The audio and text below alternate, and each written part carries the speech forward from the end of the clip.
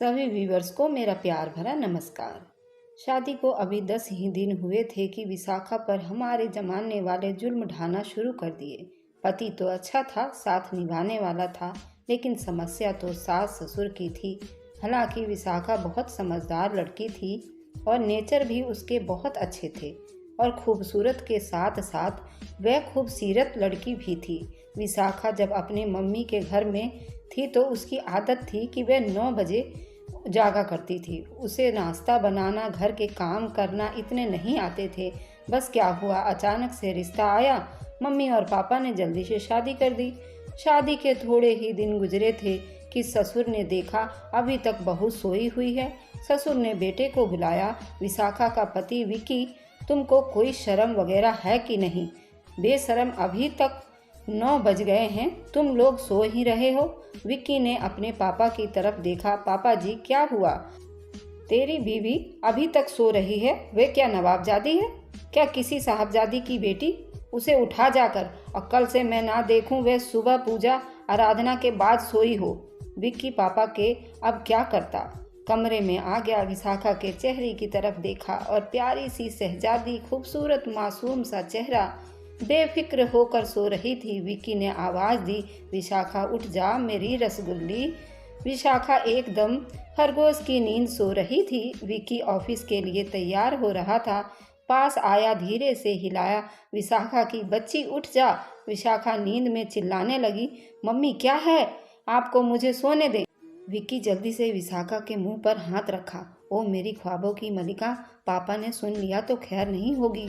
उठ जाओ, जल्दी से होश में आ जाओ।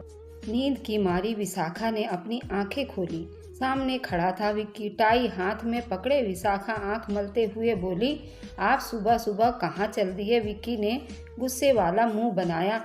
टाइम तो देखो जरा मैडम, 9 बजने वाले हैं, आपकी आंख नहीं खुलती। विशाखा मुस्कुराने लगी, अच्छा सॉरी ना मेरी जान। विक्की पास बैठा, विशाखा के बिखरे हुए बालों में हाथ फेरे, फिर धीरे से बोला, अच्छा सुनो। विशाखा कंधे पर सर रखकर, जी विक्की। विक्की प्यार से बोला, विशाखा पता है पापा ने बहुत गालियाँ दी हैं। कसम से पापा कह रहे थे कि अगर कल तेरी बीवी सुबह आरती पूजा के टाइम ना उठी तो देखना। विशाखा उदास हो गई। विक्की उदासी समझ गया था। विशाखा, मैं जानता हूँ तुमको आदत नहीं है इतनी जल्दी जागने की। धीरे धीरे इस घर को और उस घर के लोगों को समझ जाओगी। तुम परेशान ना हो, मैं तुम्हारे साथ ही हूँ। विशाखा के दिल को सुकून सा मिला। मेरा विक्की मेरे साथ है। विक्की धीरे से बोला, सुनो, मैंने तुम्हारे लिए नाश्ता लाकर रख दिया है, अब टाइम से कर लेना और भाभी लोगों के साथ काम में हाथ बटाना। विक्की जाने लगा। विशाखा जल्दी से उठी, विक्की जी बात सुने। विक्की ने मुड़कर देखा। विशाखा दौड़कर विक्की के सीने से लग गई। आई लव यू मेरी जान। विक्की ने माथे पर किस किया। हंसते हुए विक्की बोला, मेरी चुड़ैल, अब जाओ, जाकर मुंह हाथ धो लो, क्या भूतनी बनी हुई हो। विशाखा बहुत खुश थी। विशाखा फिर फ्रेश होने चली गई, फिर नाश्ता करने लगी। सास ने आवाज़ दी, महारानी उठ गई हो क्या? विशाखा कमरे से बाहर आ गई। जी माँ जी, तुमको कितनी बार कहा है सुबह जल्दी उठा करो, लेकिन तुमको शर्म हया नहीं है। विशाखा धीरे से बोली, मम्मी कोशिश करती हूँ लेकिन फिर नहीं उठा जाता। सास ने गुस्से से कहा, हाँ हाँ, तुम सबसे अलग होना, नहीं उठा जाता। जा, अब कपड़े धोने वाले कपड़े पड़े हैं, धो जाकर। लेकिन बात तो ये थी कि विशाखा को कपड़े धोने कहाँ आते थे। मम्मी पापा की लाडली थी, लेकिन अब उसे घर बसाना था। कपड़ों का ढेर लगा हुआ था। घर में देवर जेठ, उनके बच्चे, सब मिलकर कुल 17 लोग बनते थे। सबके 2-2 सूट कपड़ों का ढेर था। कैसे धोने हैं? फिर कपड़े धोने लगी। शाम के 4 बज गए थे। मुश्किल से कपड़े धोकर छूटी तो पूरा बदन दर्द के मारे टूट रहा था। अब यूं लग रहा था जैसे जिस्म में जान ही नहीं, थक कर टूट गई थी। अब बिस्तर पर लेट कर सोना चाहती थी। वह अभी लेटी ही हुई थी कि ससुर ने आवाज़ दी, विशाखा कहाँ गई? भाभी ने बताया वह अपने कमरे में। ससुर तो सारा दिन घर से बाहर रहता था। घर आया, देखा विशाखा कमरे में ही है। इतनी गालियाँ दी। मैं सुबह गया था घर से, शाम को आया हूँ, वह अभी तक कमरे से बाहर नहीं आई। गुस्से से विशाखा के दरवाजे पर हाथ मारा। विशाखा डर के उठ गई। पापा क्या हुआ? ससुर ने गालियां देना शुरू कर दी।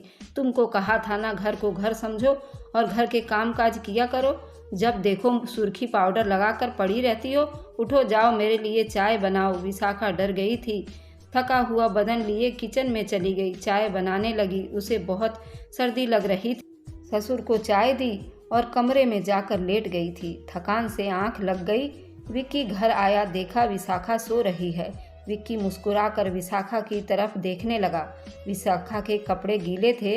विशाखा के चेहरे को हाथ लगाया। विशाखा को तो तेज बुखार था। विक्की जब कमरे से बाहर आया तो धुले कपड़ों को देखा। कोई 40 ड्रेसें थीं। विक्की चुप हो गया था। भाभी से पूछा, कपड़े किसने धुलाई किए? भाभी धीरे से बोली, तेरी मैडम ने। उसने कपड़े क्या धुलाई कर दिए, जैसे बहुत काम कर दिया हो। उसे कहो अब बर्तन धो दे। विक्की कमरे में गया, विशाखा के माथे पर किस किया, धीरे से आवाज़ दी, विशाखा मेरी जान उठो। विशाखा का सर दर्द से फटा जा रहा था। विशाखा बुखार में कांप रही थी। विक्की ने जल्दी से विशाखा के कपड़े प्रेस किए, फिर विशाखा कपड़े चेंज करवाए। विशाखा थकान से टूट चुकी थी। विक्की प्यार से बोला, मेरी जान कपड़े नहीं धो सकती थी तो क्यों धोए? विशाखा मुस्कुराने लगी, मेरी जान कोई बात नहीं, इतना तो करना पड़ता है। चलो विशाखा, मैं आपको डॉक्टर के पास ले चलता हूँ। विशाखा का हाथ थामा। डॉक्टर के पास जाने लगा तो सास ने आवाज़ दी, किधर जा रहे हो उसको लेकर? विक्की धीरे से बोला, मम्मी उसको इतना बुखार है, उसकी हालत देखो आप। सास ने गाली दी, मर नहीं जाती? उसको कैसे बुखार हो गया? विक्की प्यार से बोला, मम्मी आपको ख्याल करना चाहिए। मैं नहीं कहता कि विशाखा घर के काम ना करे, लेकिन अब भी तो जुल्म करती हैं। आपकी दूसरी भी 4 बहुएं हैं, सबको मिलजुल कर काम करने का कहना चाहिए था। आप जानती हैं विशाखा को उन सब कामों की आदत नहीं है, धीरे धीरे उसको आदत पड़ जाएगी। इतना कहना था कि विक्की की मम्मी गालियां देने लगी, जोरू का गुलाम हो गया है, बेशरम कहीं का। विक्की ने विशाखा का हाथ पकड़ा, डॉक्टर के पास ले गया। 103 बुखार था। विशाखा को डॉक्टर इंजेक्शन लगाने लगा। दर्द के मारे रोकने लगी। विशाखा का हाथ थामा, विशाखा को हिम्मत दी। विक्की ने पूछा, खाना खाया? विशाखा धीरे से बोली, नहीं विक्की, सारा दिन काम करती रही हूँ, टाइम ही नहीं मिला। विक्की एक रेस्टोरेंट में ले गया। विशाखा बुखार में क्या खाती, लेकिन विक्की की इतनी मोहब्बत देखकर विशाखा का आधा अधूरा बुखार तो ठीक ही हो गया था। विक्की ने विशाखा का हाथ थामा, प्यार से बोला, मेरी जान उदास ना हुआ करो, अपना ख्याल रखा करो। मैं जानता हूँ मेरे मम्मी पापा गलत नहीं हैं, लेकिन वे आपको समझ नहीं पा रहे। तुम सब्र रखो, मैं तुम्हारे साथ हूँ। विशाखा मुस्कुराने लगी, मेरी जान आप ही तो मेरी हिम्मत हो, आपको देखकर ही तो मैं हौसला मिलता है। टाइम काफ़ी हो गया था। जब विक्की और विशाखा घर गए तो ससुर ने घर सर पर उठा लिया। तुमको शर्म नहीं आती? कहाँ गया हुआ था? विक्की धीरे से बोला, पापा विशाखा ठीक नहीं थी, डॉक्टर के पास गया था। उसने खाना भी नहीं खाया तो होटल चले गए थे। पापा ने जब होटल का नाम सुना तो आग बबूला हो गया। ये राक्षसनी औरत कुछ करवा कर ही दम लेगी। घर में रोटी नहीं थी क्या जो होटल पर चले गए? ससुर का इतना सख्त शब्द सुनकर विशाखा बेहोश होकर गिर गई। विक्की ने जल्दी से संभाला, कमरे में ले गया। विशाखा का सर अपनी गोद में रखा। बहुत परेशान था। विशाखा अभी तो पढ़ ही रही थी कि यूनिवर्सिटी में बाप ने इसलिए जल्दी शादी कर दी थी कि बाप बीमार रहता था और भाई भी नहीं था, तो माँ बाप ने जल्दी से ब्याह दिया था। सबसे छोटी थी घर में और लाडों में पली थी, लेकिन ससुराल में सुकून नहीं था। वक्त गुजरने लगा। न जाने क्यों सास ससुर भाभी लोग सब विशाखा के साथ अच्छे नहीं थे। शादी को 3 साल गुजर गए, लेकिन औलाद नहीं थी। ससुर ने एक जुल्म ये भी किया था कि विशाखा को एक हकीम से दवा लाकर दी और कहा कि खाओ, उससे औलाद होगी। विशाखा ने थोड़े हफ्ते वह मेडिसिन खाई, लेकिन वह मेडिसिन इतनी जहरीली थी कि विशाखा को खून की उल्टियाँ आने लगी। जब मम्मी के घर गई तो मम्मी ने डॉक्टर को चेकअप करवाया और वे मेडिसिन भी दिखाई जो ससुर ने विशाखा को खाने के लिए दी थी। डॉक्टर ने सर पकड़ लिया, ये मेडिसिन तो बांझ बनाने के लिए दी जाती है। विशाखा रोने लगी, मेरे साथ ऐसा क्यों कर रहे हैं? उस दवा को छोड़ दी। ससुर को जब पता चला कि विशाखा वह दवा नहीं खाती तो गालियां देने लगा। अब ससुर चाहता था कि विशाखा को अपने बेटे से कोर्ट से तलाक दिलवा कर विक्की का दूसरा विवाह करवा दिया जाए। एक दिन जेठानी ने बताया कि विशाखा घर में तेरी तलाक की बातें चल रही हैं। विशाखा परेशान हो गई। विक्की रात को घर में आया। विशाखा विक्की के लिए खाना लेकर आई। खाना खा रहा था। विशाखा धीरे से बोली, विक्की एक बात पूछूं? विक्की मुस्कुरा कर बोला, हाँ पूछो ना मेरी जान। अगर मैं मां ना बन सकी तो क्या तुम मुझे छोड़ दोगे? विक्की हंसने लगा, क्या फिजूल की बातें कर रही हो? जाओ मेरे लिए चाय बनाकर लाओ और दोबारा ये फिजूल बातें ना करना। विशाखा चुप हो गई, चाय बनाने चली गई। एक दिन सास को मोहल्ले की किसी औरत ने कहा, तुम्हारे घर में हर वक्त लड़ाई झगड़ा रहता है, तुम एक बाबा जी के पास जाओ। बाबा जी के पास गई और कहा, हमारे घर में बहुत लड़ाई झगड़ा होता है, सुकून नहीं है। बाबा जी ने भी इधर उधर की फेंकी और कहा, तुम्हारे घर में कोई जादू करवा रहा है और वो बहुत काला जादू है। सास का ध्यान सीधा विशाखा पर गया। वही जादू करती है, इसलिए तो उसके यहाँ औलाद नहीं हो रही है। विक्की विशाखा अब सख्त लहजे से थक चुके थे। सास ससुर ना राखी पर मेरी पत्नी को अपने मम्मी के घर जाने देते थे, ना किसी दुख सुख में। विक्की माँ बाप के सामने बेबस क्या करता। आज विक्की जब घर वापस आया तो ससुर ने आवाज़ दी, बात सुनो, तुमसे ज़रूरी बात करनी है।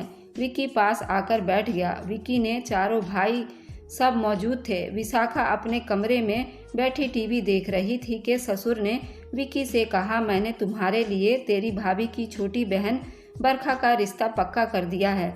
मेरा ये फैसला, तुम विशाखा को छोड़ दो और बरखा से शादी कर लो। विक्की हैरान था, पापा ये क्या कह रहे हैं आप?